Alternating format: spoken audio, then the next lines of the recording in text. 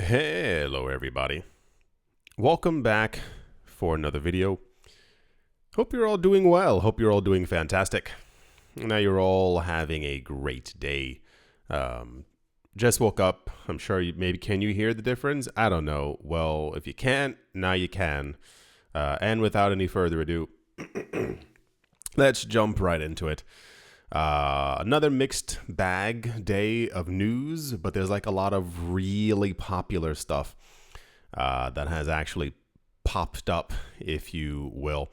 One of the main gigantic digital elephants in the room is the constant discussion around ETFs, whether it be Bitcoin ETFs or the other ETFs that people are expecting are going to launch. And there's so much other like literal wishing and hoping and praying kind of ETF news as well, which I also find personally just a little bit odd.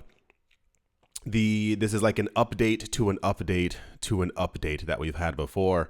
For those of you who do not know or missed out at some point, the US SEC has approved the listing or the creation of Ethereum ETFs within the United States. They did it very different than the Bitcoin ones, where we heard that there was an approval and then the next day they were allowed to start trading.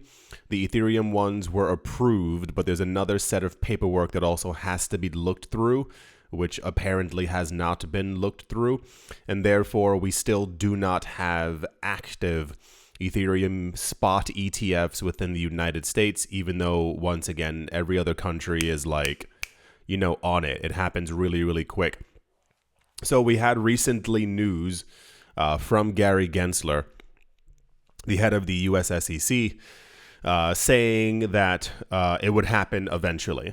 And then a couple days later, he said, yeah, they're going to be spot Ethereum ETFs, but it'll happen sometimes toward the end of summer.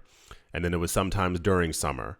And now it appears we actually have a date. I would say take this with a grain of salt, simply because we don't know the future.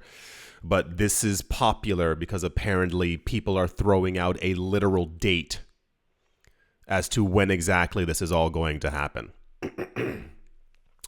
It says the highly anticipated launch of spot Ethereum ETFs is expected to occur on the 2nd of July.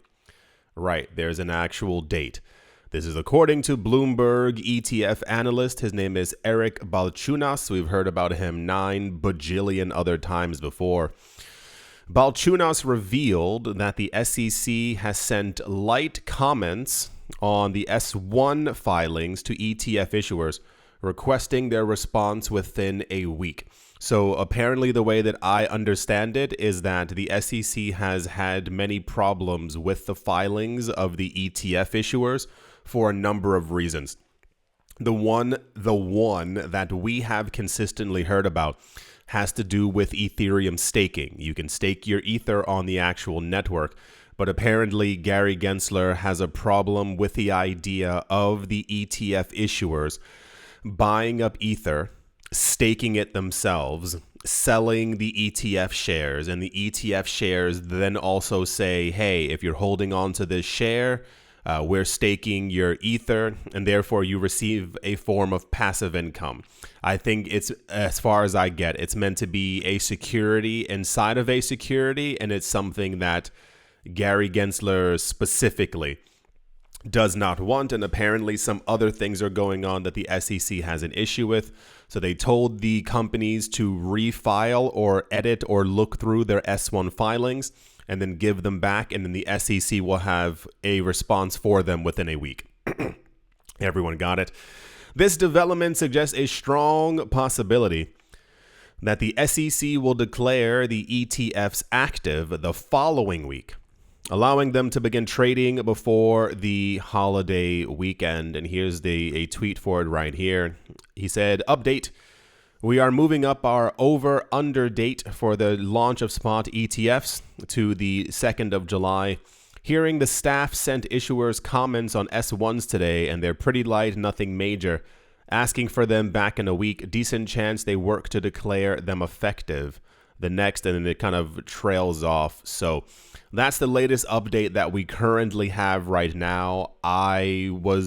Listen, I've been in this game for a while. This it's not even tug of war. It's like tug of SEC always wins. So I was just wholeheartedly assuming it would be around September or something like that. This would, in the world of logic, which we also don't live, this would be a major boost for basically every coin down from number 2 down to number 500.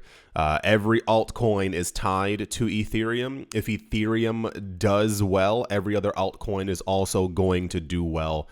The current discussion at the time of me making this video is that Bitcoin might have, I'm not joking, depending on where you look, Bitcoin might have 24 hours left of consolidation. Bitcoin might have a week left of going sideways. Bitcoin might have another month and a half before it goes back up. Bitcoin might fall down to 48,000 and then skyrocket to 120,000 in the course of the next 6-7 weeks. You name it, there's a whole bunch of different ideas of what would happen or what could happen or can happen for Bitcoin.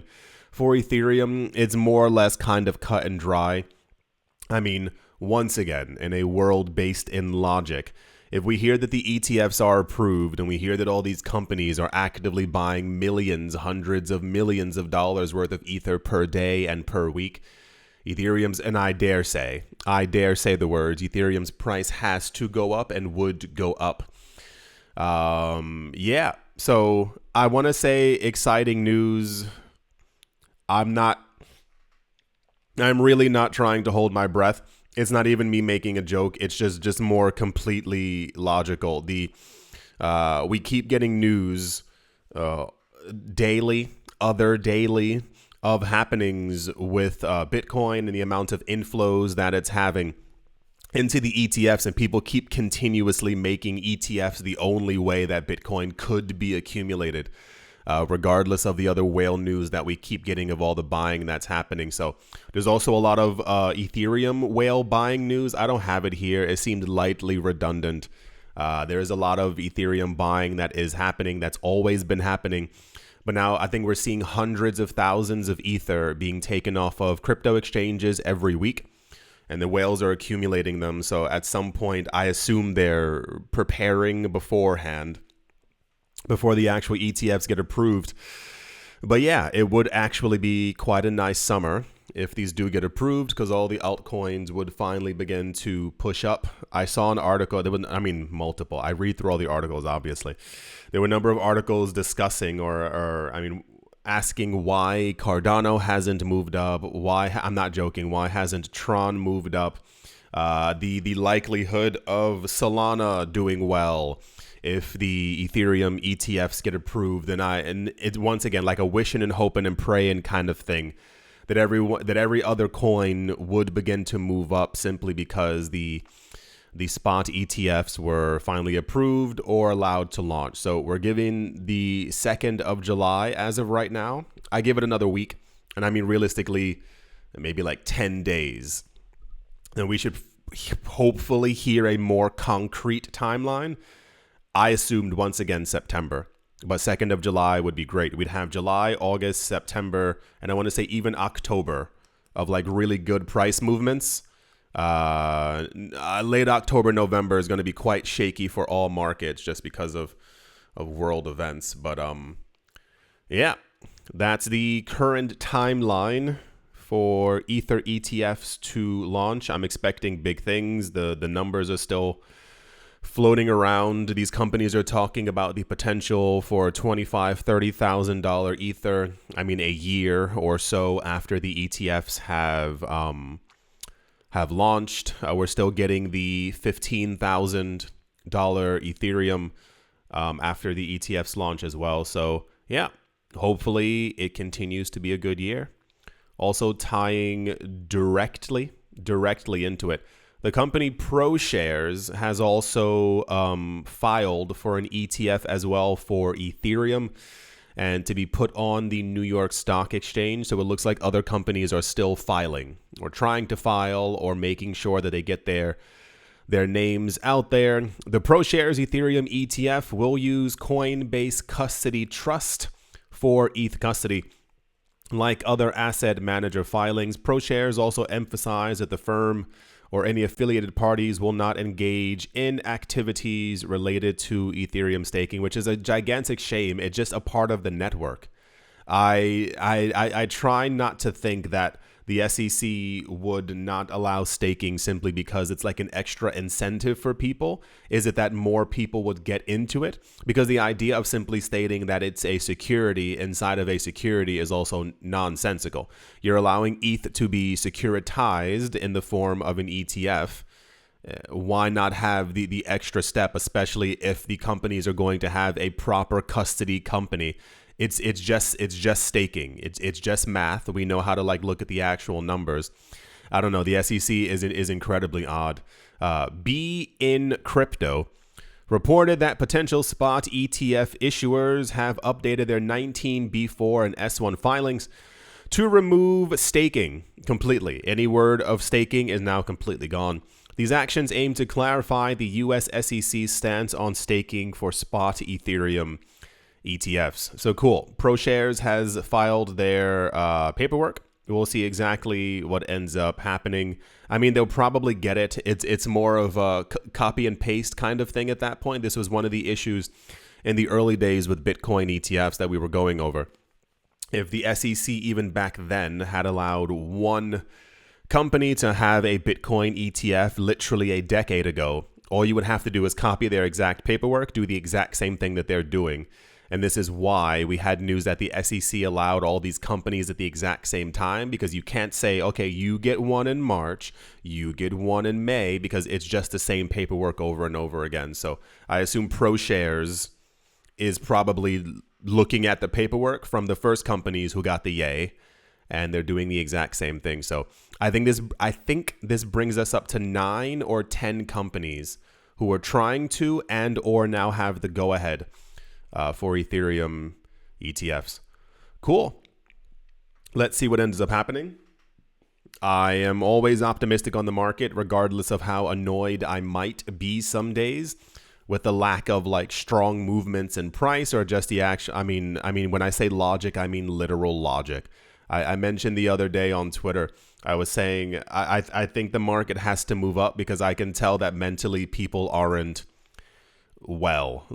For some reason in crypto, maybe in life as well. I'm not in other markets, so I can't really say.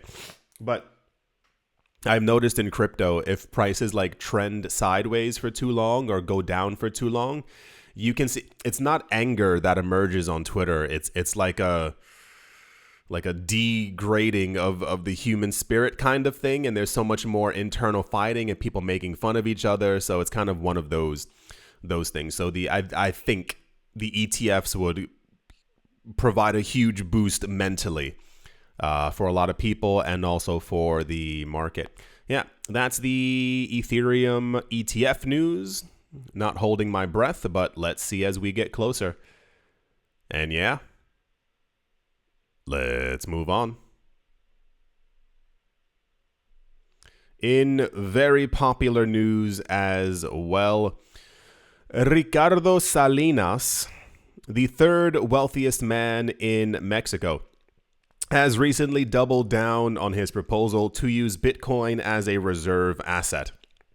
About 4 or 5 years ago, I want to say 2019, we had a lot of rich people in 2018 and before who for some reason found it lovely to just talk negatively about Bitcoin and how horrible it was and all these other it was constant. It was over and over and over. And then at some point, not this guy in particular, but a whole bunch of very wealthy people began to pop up talking about how amazing Bitcoin was. And I remember telling everyone, not don't believe them, but caution. We only heard negativity from these people talking about banning Bitcoin and how much they hated Bitcoin for a number of years. And then that somehow morphed into Bitcoin's the greatest thing ever. Bitcoin is better than fiat. And I was like, how'd you all now just recently get into the market? So Ricardo Salinas popped up. I think at that point he was the second wealthiest man in Mexico, and he began to talk about the power of Bitcoin and how awesome Bitcoin was and how everyone should be investing in Bitcoin. So he became a light figurehead within the space, like 1/10, if not a little bit less, the popularity of like Novogratz or Michael Saylor and stuff like that. He was always in the news talking about how amazing in Bitcoin was. So now he's back once again, but he's coming on a little bit stronger than he did before. On social media, Salinas defended the role of Bitcoin as an inflation hedge, commenting on a post that presented inflation as a hidden tax on fiat money and advised his followers to purchase Bitcoin. So inflation is not a hidden tax. It is a tax that we like openly see. I think now hear me out here.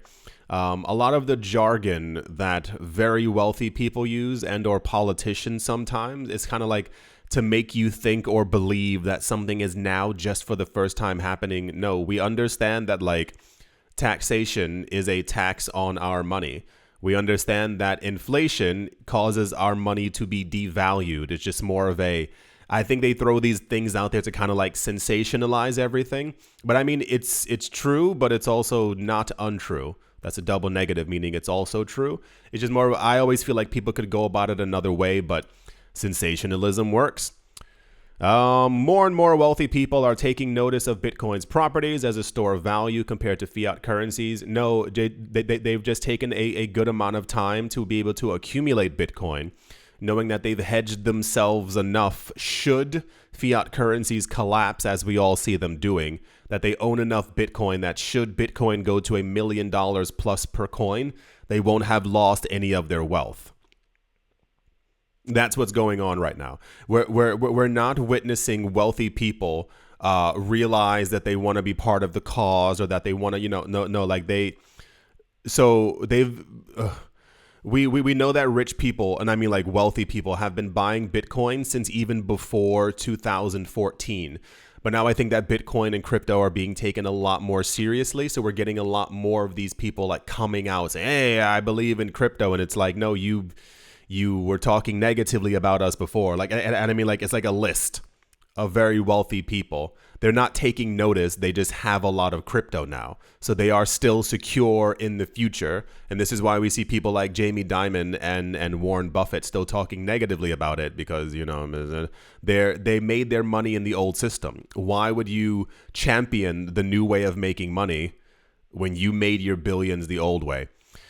Salinas has apparently a fortune of over $10 billion and has advised his followers to purchase Bitcoin to battle inflation, a problem that is affecting countries like Argentina, Venezuela, Zimbabwe, Canada, United States, United Kingdom. Those countries aren't listed here, but I watch these little documentaries and little news stories and stuff all the time. And like it's rough everywhere, but it's rougher in a lot of other places. Argentina is currently, if I can understand the news, like going through like a literal like downward spiral right now. But so are many other places. Zimbabwe, I believe it was Zimbabwe. Recently announced that they're trying to make a brand new currency and peg it to gold and stuff like that. But the problem is they don't have enough gold to have like a proper like tether of the actual valuations. We see what's happening in Turkey and many other Southeast Asian countries. We see the Japanese yen also completely falling. So I would assume that a larger part of the argument could be simply look over there and like see what's happening, trying to like explain market dynamics with and through Bitcoin. But this never seems to happen. As long as I've been going over news and we've had rich people coming out of the woodworks talking about how amazing Bitcoin is, it's usually from, this is my viewpoint. It usually comes from like the vantage point of fear. Let me try and instill fear into people to let them know that they should be buying Bitcoin. But I think people are far more logical. And if you just like explain to them, this is inflation. These are the inflation numbers. This is what's been happening to you when you go to the supermarket. This is why your rent is rising. This is why this is more expensive. This is inflation again. Here's what deflation is. Explain what deflation does, then explain that Bitcoin's deflationary. Talk about the value of things in the supermarkets and in stores would go down on a Bitcoin standard. Why has Bitcoin been going up every year? Like these kinds of logical things. I mean, but the problem is that takes hours to do. And most people, you would be surprised. You would be shocked how few people are willing to learn anything. Like take time. And I mean a solid 5 hours per year to learn about how to make money as opposed to like doing it instantaneously. Because everyone simply thinks that money is made super, super fast. But if you literally took time out of your year to learn more, you would be richer by the end of it. But that is not appealing because people want stuff instantaneously. People will literally make sure that they don't make any money and that they remain in the same exact economic situation because they don't want to learn anything. Isn't that terrible to think about? And I'm sure a lot of you have friends, or maybe some of you yourself, who've done the exact same thing. You know you have to learn about something. Like you know you need to learn about it. You know that all these billionaires, like when they're buying companies, when they're buying property, like they're not simply just throwing around their money. Like they've learned about it before, or they're rich enough to hire someone who has learned about it. They're like, that's how you continue making money. You actually investigate and you learn about it. But there are a lot of people I've over the years, I've seen it. I tell people like, read this, do that. I didn't get around to it. I had a lot to do. I saw you on Instagram. Like, I know you weren't doing anything. That's, once again, that's just my way of going about it. I would tell people to learn. And I mean, only the people who like really learned would make it to the finish line. That also sounds completely fair. Answering a post on Twitter that referred to the inflation phenomenon. It's not a phenomenon, and its effects on the income of citizens, Salinas stated, buy Bitcoin and keep your money out of the hands of those who want to take it over, end quote. Also a very like sensationalized kind of like thing. Who? The hands of who want to take it over? Like who exactly are these people? Who exactly are they? You can be completely honest and just say like it's the people printing money. It's the people who are trying to figure out ways to like get money back into the economy because people are trying to save. You can say that it's outright like the central banks because we know that they're like freezing people's accounts. Like there's for some reason in crypto news, there's this kind of thing as well every single day. We know that central banks and also like local banks are freezing people's accounts all the time. You can explain to people that they pay a fee for having their bank account, and that would not have to be a thing if they had a Bitcoin account. If they were using Lightning, the fees are far lower than if they were using a bank account. It's just a lot of logic as opposed to being like scared, rah, rah, rah, rah, like all these other kinds of things. Which is also an issue that's still popping up as well in the cryptocurrency. I think people just like to be sensationalized. There's a lot of news about countries still creating central bank digital currencies or digitizing their fiat. Everything is already digital. Everything you do is already tracked. That's what I'm actually not understanding. Even when I look now on Twitter, there's all these like politicians talking about they'll make sure that there's never a central bank digital currency, and I'm like. And their reasoning is like, to stop people from being tracked and our freedom. And I'm like, that everything you click on is tracked and saved, like as part of your IP address, like everything you do. If you're on Instagram, if you're on Facebook, if you hover over anything, that's also tracked. Everything you do, every purchase you make, every website you go to, everything you buy online is already tracked. There is no like your payments can already be denied. They can.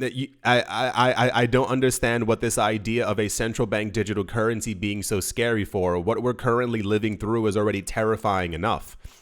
Have you seen the new update that Apple and all these other phones are rolling out as far as like, like on the like that big gigantic expensive headset, it follows your eye movement. So like what you look at is like what ends up being clicked on, or what the focus might be. So they're talking about rolling that out not only on Apple phones, but other companies are going to do the exact same thing. And you'll literally it'll be your eye movement that's tracked. So no longer just you hovering over something. It's literally exactly what you're looking at. What exact figure, what exact item. You're already being tracked on everything. Everywhere you walk is already being tracked.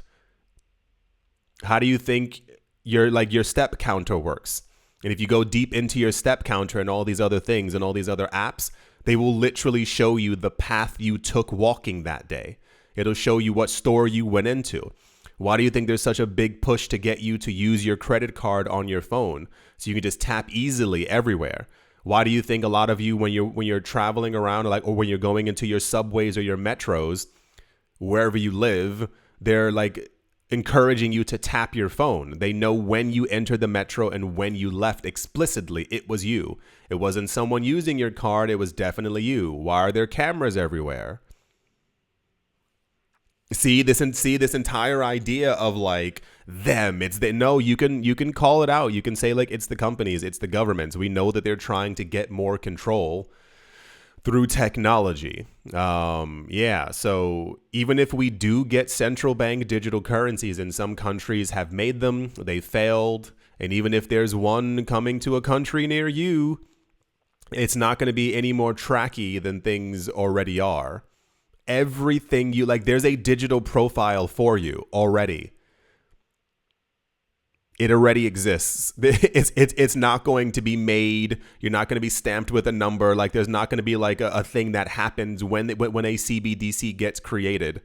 You are already tracked in everything you do. That's what I was telling you all before. A lot of times over the years, people keep asking why a lot of times when I say that I want to say something or I'm not saying something or whatever the case might be in a video, and I'm like, oh, can't say that word. And everyone's like, no, you can say it, TMI. And I'm like, no, the algorithm is listening to me. And I mean really.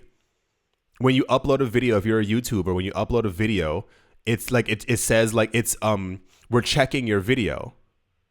There's an AI that's running through everything that I'm saying, and it tracks every single word.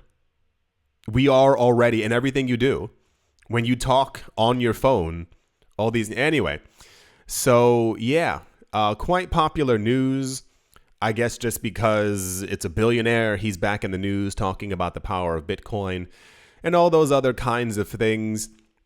Sure, why not? I still stand on the corner of I think we shouldn't scare people, but just more give them the actual information. Sometimes it takes people some time, but it does eventually click in their head what you were saying. This is why I'm, once again, still an advocate. Tell people about the space. Tell people about crypto. Let them really understand. Because I've noticed a lot of people are interested, really interested in crypto. And I mean, you could even use it from, depending on what side of the spectrum you're on. There are a lot of people who want it for the freedom aspect. And there are a lot of people who really want it just for the money making aspect. You can explain things to people. Let them know what's going on. Even send them videos. Let them understand what's happening within the space. How many more people? Because a lot of people are often quite shocked to find out who's in the space. I'm not talking about celebrities and stuff like that. But if you tell people these huge companies and how much they're buying and how much they're getting into it, it makes a lot more sense to people, as opposed to you being they're trying to steal our money. No, let them know the numbers. Let them know the figures. Let them know that $500 million is moving into Bitcoin ETFs per day. Let them know the price projections for a lot of these coins. Let them know that, I mean, if we can be realistic, this is probably one of the easiest ways that people are going to be able to make money in their lifetime, as opposed to having to work 9 to 5. I just found that some people work 8 to 6, which is crazy. And some people even have a second or a third job. So yeah, like I was saying before in other videos, I think a lot of you are going to make a good strong 6 figures and or 7 figures from this market during the pump, if you will.